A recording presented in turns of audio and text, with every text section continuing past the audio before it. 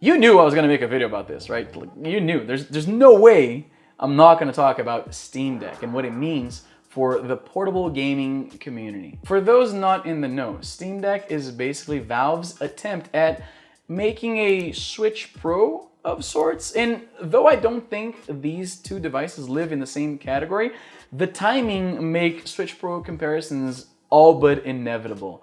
Nintendo sort of dropped the ball, depending on who you ask, by announcing the OLED Switch. We discussed this in a previous video, you can go back and watch it. Then almost on cue, Valve announced their own hybrid console of sorts, right? So it's pretty interesting. Let's get into it. So Steam Deck is going to come out in December, right in time for the holidays, and only in the main markets, which is usually the case with these things. So we're talking about US, Canada, Europe, and the United Kingdom.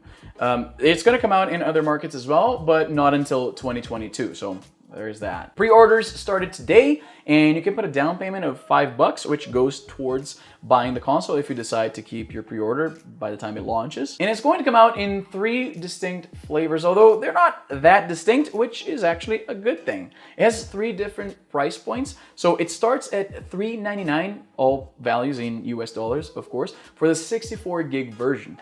There's a $529 version for 256 gigs, and the one that I actually want to buy, the top one with 512 gigs, is going to set you back $649. And performance-wise, I expect them to be almost identical because the internals are mostly the same.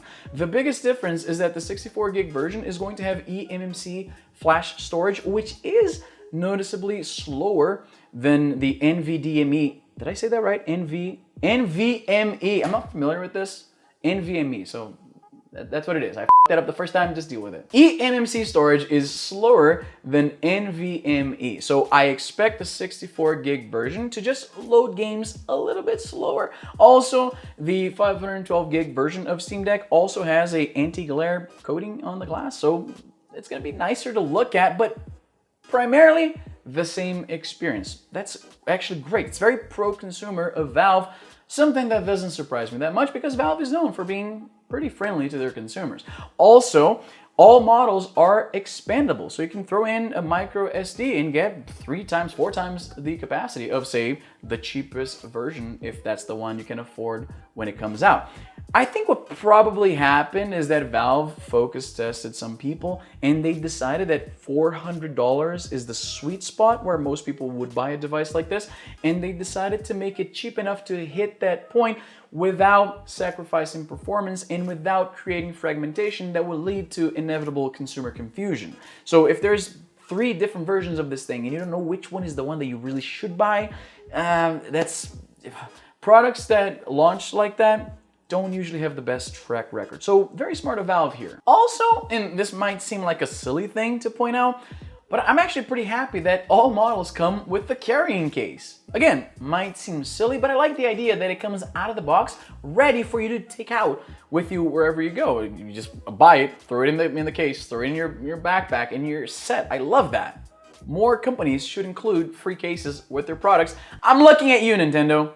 The Switch comparisons don't end with the form factor and the whole concept of running AAA games portably. The Steam Deck will also have a dock, so it's also a hybrid console, just like the Switch. Now, curiously, Valve isn't saying when the dock is going to come out. They're not saying how much it's going to cost, so I take that means it's not going to be available at launch. It's not going to be bundled with the device unless they change their mind. And I have the feeling that the dock is kind of like an afterthought. They want to have that feature. They think it's interesting, but they didn't put as much work on the dock to be able to present the whole thing fully to the world, which makes me wonder why they announced it now and not later when they can just show the whole thing. Like, it makes me wonder, maybe the timing with the Switch Pro wasn't so accidental. Steam is not positioning this thing to be a Switch killer, and more on that later, but I have a feeling that the timing was, it it wasn't just fortuitous, it was by design maybe. But that's just me and my aluminum hat moment. Okay, let's talk about specs a little bit. Now, personally, I'm the kind of gamer, I don't care so much about specs, but I know some of you do. So let's talk about them. It has a custom-made CPU. It was designed by AMD, and it's not being used in any other devices right now. It's based on the architecture of the Ryzen 3000, which isn't a top-of-the-line chip, but it's probably the beefiest thing we've ever seen being squeezed into a portable computer meant for playing video games. All models share the AMD chip as well as 16 gigs of RAM. It has a 7-inch screen and the battery is rated between 2 and 8 hours, which might sound like a complete out of whack range, but it actually, again, drawing from our experience with the Switch, it makes a lot of sense considering this is a portable gaming device that you're going to be running indie games that aren't so hardware intensive and, you know, newer titles that are going to demand more from the processor and therefore are going to demand more energy. When you play like indie games, it's gonna last you a long time. If you're gonna be playing something a little beefier, yeah, expect to keep a charger around because that thing's not gonna go all day long. Steam Deck is going to run a, I assume, modified version of Steam OS, which looks a lot like Big Picture, which is already available on devices like, say, my GPD Win. This, believe it or not, is a laptop. It's a full Windows machine that I run Steam games on it, but the hardware is closer to that of a netbook, so I don't try to run anything too intensive on this. And even some games that you wouldn't think of being hardware intensive make this thing chug along sometimes, like games like Inside, for instance, which I beat entirely on this thing. So SteamOS, I expect to run better on something like Steam Deck. It'd be great if the games and the software communicated in a way where they adjust their settings in when you're going to, like when you go to the options and you look at the graphic fidelity and like, you know, if you have things like max, if you have like an awesome GPU, and then you set that slider a little bit to the left if your machine is not up to speed. So I would expect to see something like that being done on the fly on Steam Deck. The games speak with the OS, and then the OS automatically adjusts the graphic fidelity so that the games will run at peak performance on SteamOS without the need for too much intervention from the player. I think that has a big draw for somebody like me. I like to just pick up a game and play. I don't want to be fiddling with the graphics and stuff like that. Like that's the reason I don't play PC games as much anymore. I find that just booting up my Switch or my PS4 or any other of the multiple emulation devices I own is just much easier than fiddling with computer configuration to make the game run as best as possible and looking as best as possible. I just glancing at forums where people are debating optimization strategies, turn this off, change this, drag this file here, change the textures and whatever. I'm not here for any of that. I want to just load up a game and play the game. That's all I want to do. All right, so elephant in the room. This thing is ugly as sin. It looks like Game Gear went to college and got a job at like some law firm or something. Like, it's the spiritual successor to the Game Gear in a lot of ways. It's ugly, okay? I didn't like the way the layout is set up. But you know what? I'm open-minded. I like what Steam is trying. I like their history as being pro-consumer. I'll wait to see and actually play with it myself. It's bulky, it's ugly, it's heavy. It's about twice the weight of a Switch with the Joy-Cons attached.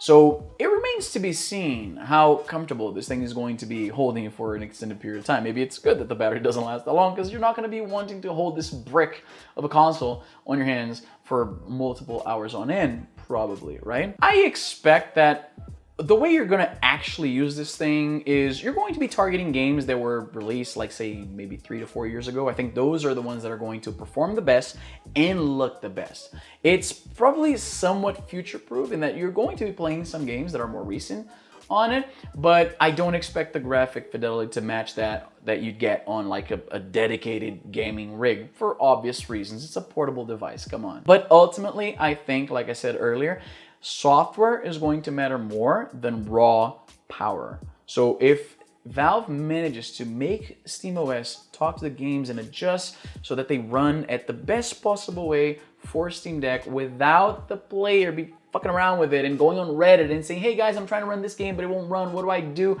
None of that. None of that. I don't want any of that. I want this thing to be like a Switch in the sense that you buy the game, you play the game, and that's it. And if it does that, I'm buying this thing. Now, I guess there are two elephants in the room. This room is getting crowded fast. Though I am pretty hopeful for the future of Steam Deck, I do acknowledge that there are some hurdles that Valve is going to have to clear. Not least of which the fact that they have tried something like this in the past with Steam machines, which came out in 2015, sold less than 500,000 units, and were quietly discontinued 3 years later.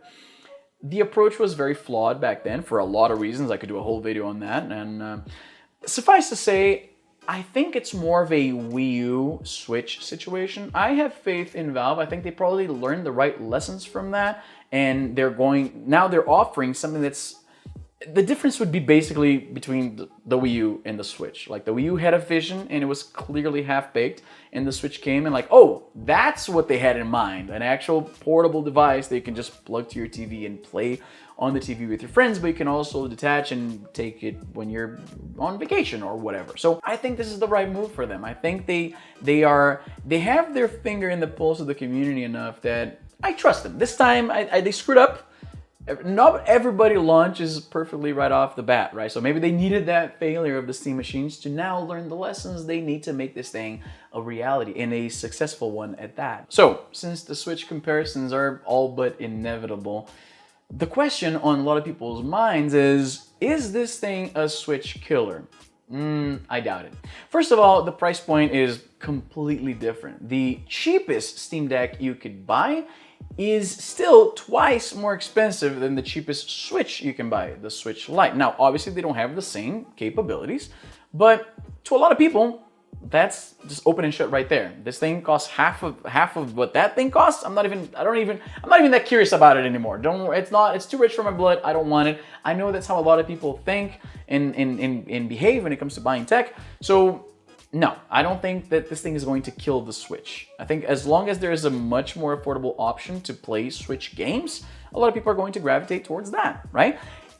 Now, one thing that's interesting is that this thing being a computer, and a pretty powerful one at that, it's probably only a matter of time before enterprising hackers find a way to run Switch games on the Steam Deck. Now, when that happens, that's gonna flip the game on its head for sure, because now the option of buying a Steam Deck also factors in, hey, I could play Switch games on this thing. And since we're talking about piracy, what you're really saying is I could play free Switch games on this thing. And when you can buy devices that allow you to play free games with relatively little modification to them, guess what? They become pretty powerful in the hacking/emulation community. So, we'll see what happens then. Well, I think that covers it all. I'm pretty excited for the Steam Deck, as you can clearly tell. I'm not gonna do any pre-orders. I'm almost religiously against pre-ordering anything, even if I have faith in the company. I wanna touch it, I wanna use it, I wanna see what my fellow peers here on Tech YouTube think about it before handing money sight unseen. So, we'll see. What do you think? Do you have faith for the thing? What the just happened there? Do you have faith for this thing? Are you skeptical? Did the failure of the Steam machine sour you on anything hardware related being offered by Valve? I think that's pretty close-minded, but maybe that's your opinion. Maybe you bought a Steam machine and you got burned. I don't blame you if that's the case. As always, let me know in the comments what you think. If you're new here, consider subscribing to the channel. Hit the notification bell because YouTube sucks at letting you know when I put out new content. Hit the thumbs up. Talk to me on social media. I'm always there and I love talking to you guys both on Twitter and Instagram. And that's all the time I have for today. I'm Izzy and I'm done.